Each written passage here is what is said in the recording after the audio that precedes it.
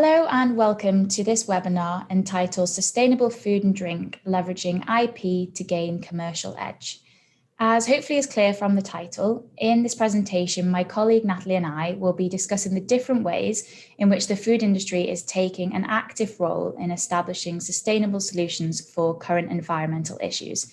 In particular, the ways in which the food and drink companies are developing sustainable technology and using intellectual property, IP protection as a commercial tool to their advantage. For a little bit of background, I am a UK and European patent attorney working in the Chemistry and Life Sciences Department of Gill Jennings and Every, and my colleague Nathalie is a chartered trademark attorney within our Trademarks department. For the first part of this webinar, I am going to discuss how patents can be a worthwhile investment for food and drink companies undertaking sustainable innovation and how they can play a key role in a coherent IP strategy alongside trademark and design considerations. We'll discuss some of the more specific patent-related issues that may arise in this area, give you some real-world examples, and hopefully some insight into the benefits that patent protection can provide. I will then hand over to Nathalie for the second part of the webinar for her insight into the more visual aspects of IP protection in this sector and how trademarks and designs can help to boost brand and reputation in the competitive food and drink industry. Over the last few years, there has been a huge drive in consumer spending towards sustainably produced and packaged food and drink products, as well as sustainable production models and processes. As a result, and coupled with our awareness of the increased responsibility we have, there's been a lot of new technology developed, from cultured meats to biodegradable packaging to more sustainable food production processes which utilize less resources and produce less CO2. There's been a great deal of innovation, exciting innovation, across the food and drink industry. Now, as Nathalie will discuss later on, trademarks and branding in the food and drink industry have always been crucial. You can see their importance. It's what guides your eye in the supermarket or teaches of the goodwill associated with a brand or product. But patents too can play an important role, especially for all the developments in sustainable technology that we're seeing. It's not just the visual aspects of the products that can be protected. And governments and leading institutions across the globe are aware of this. And there are actually some incentives when it comes to filing patents for green technical solutions. A number of patent offices in different countries actually provide accelerated prosecution for environmentally beneficial innovation, including those associated with food and drink. For example, the UK IPO operates the Green Channel, a program by which both search and examination stages of an application can be accelerated. The program aims to enable green technology and sustainable solutions to reach market faster and ultimately promote further research and development in this area. From a commercial point of view, as we will touch on shortly, once a company has a granted patent, it becomes a business tool which they can use to define their market area, deter competitors, facilitate licensing or cross-licensing agreements, or attract investment. It can be a very important asset. Now, going back to basics, a patent can be obtained for a technical innovation if it is new, so it's never been publicly seen before, and if it demonstrates a non-obvious solution to a technical problem in light of what is already known. And there are a number of different aspects of the food and drink industry in which such patentable innovation can arise. So firstly, we are going to consider food and drink itself. So patentable innovation can lie in a foodstuff or drink product. This can be a completely new type of food or drink, such as the previously unknown plant-based alternatives that we're increasingly seeing on supermarket shelves.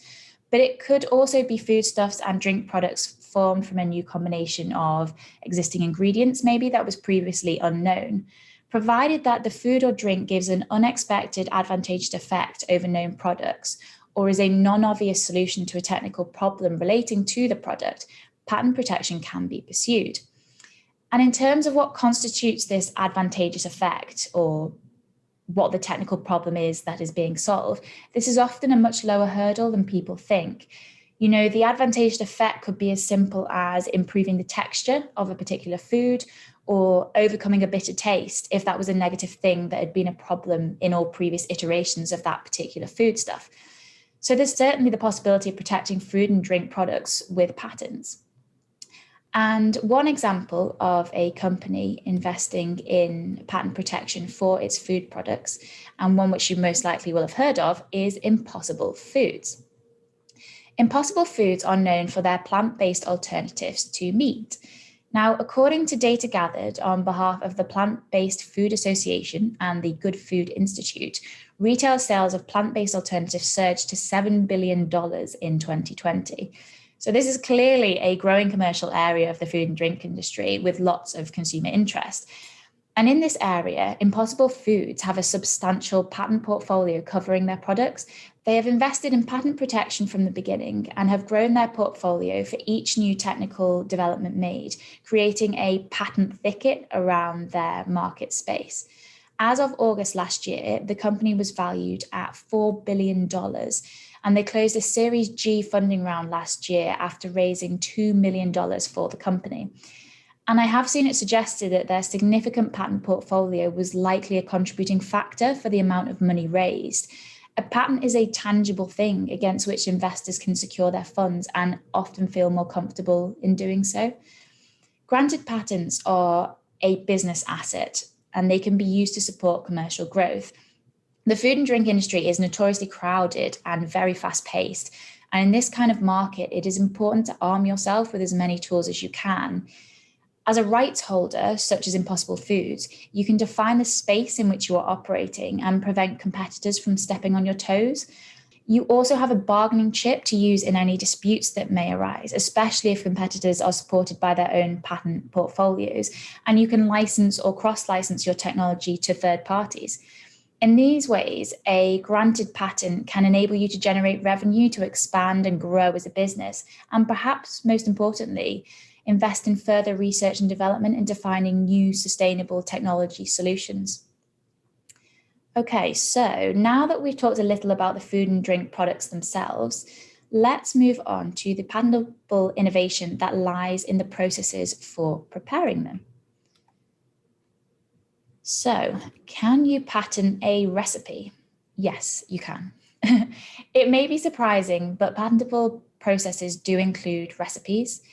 It has to be said that these are not typically your usual home cooking recipes, but patentable innovation can be found in, for example, a method of combining previously incompatible ingredients, a previously unidentified advantageous technical step in a process, or the scaling up of food and drink production processes for commercial purposes. Scaling up can affect ingredients. It can alter some of the chemical and biochemical reactions involved in the processes, and it can take research and development to perfect.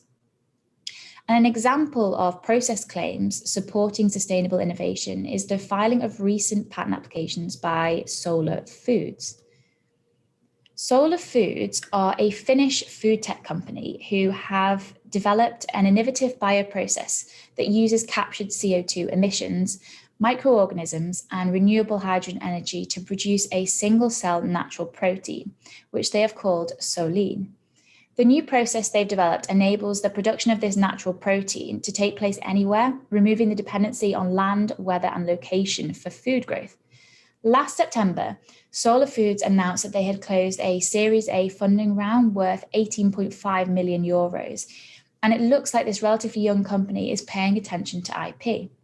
Along with seeking protection for the bioprocess itself, they are looking to protect the isolated bacterial strain as well as the bioreactors utilized in the innovative process. And this is an important thing to note too. Patent protection for the machinery and equipment specifically devised and developed for these sustainable food production processes should not be overlooked. As Solar Foods have realized, there is a lot of potentially patentable innovation in the farm to fork journey.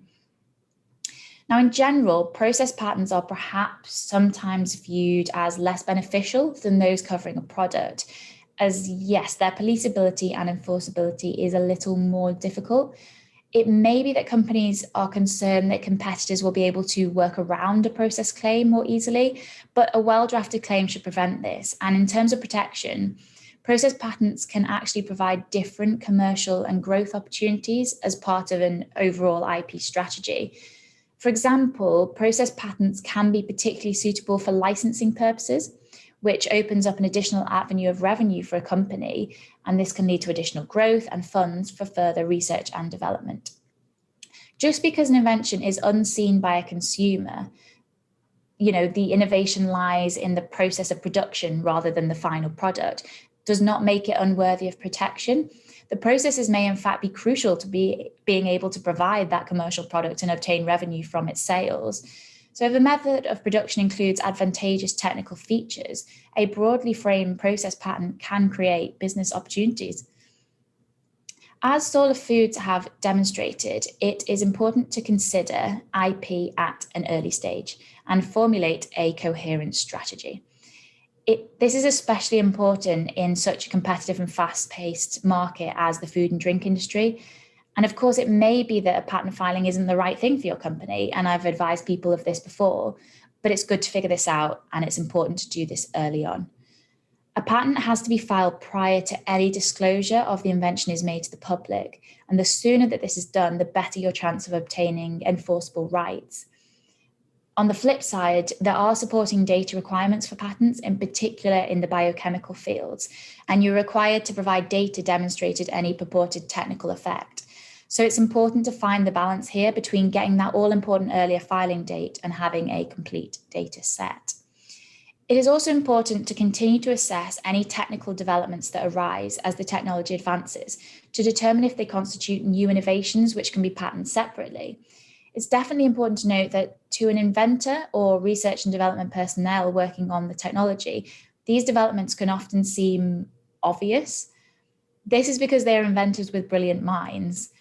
The inventive step hurdle for patent protection is not assessed to quite the same knowledge standard, and as I previously mentioned, can sometimes relate to what may only be considered an incremental technical development.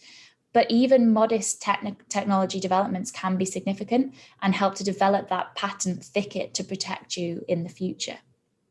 Now, moving on from food and drink products and processes, in terms of other aspects of the industry from which patentable innovation can be found, a large area, and one I think that's very important for sustainability, is the packaging of these products and the disposability of this packaging. Now, in many sectors, we've increasingly seen a lot of recycled materials being used for packaging. And one interesting question recently posed by one of my colleagues was whether patent protection can be obtained for products made of recycled materials. So materials that in many cases are not themselves new because they've been recycled.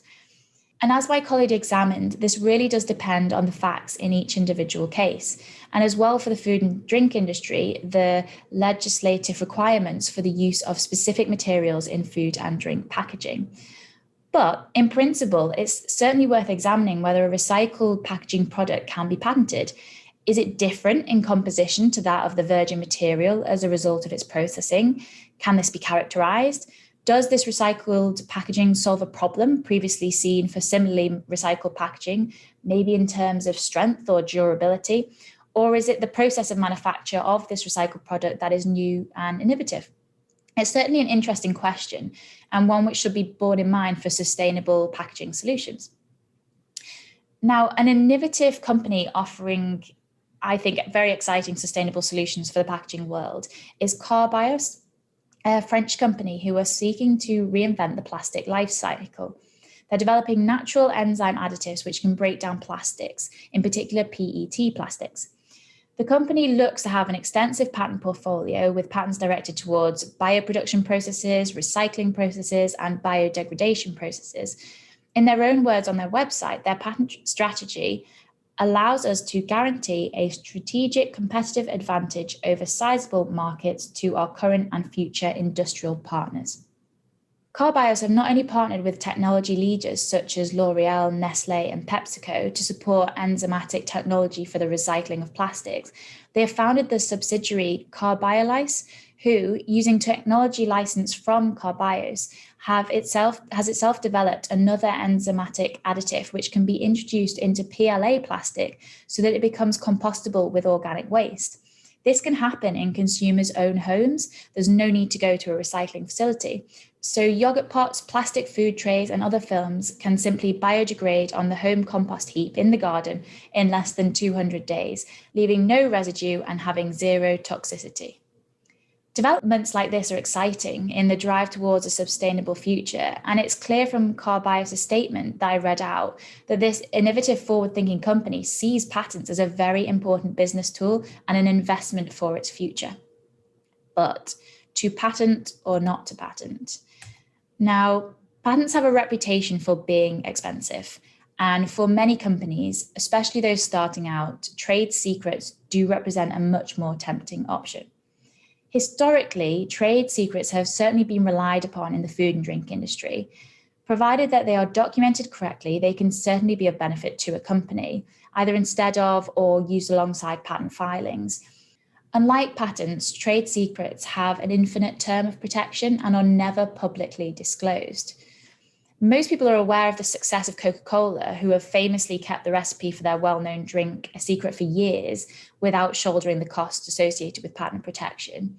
However, the risk versus reward of not patenting an innovation should be carefully considered. The success of Coca-Cola lies in the fact that the recipe can and has been kept secret, and crucially that it cannot be reverse engineered from the end product.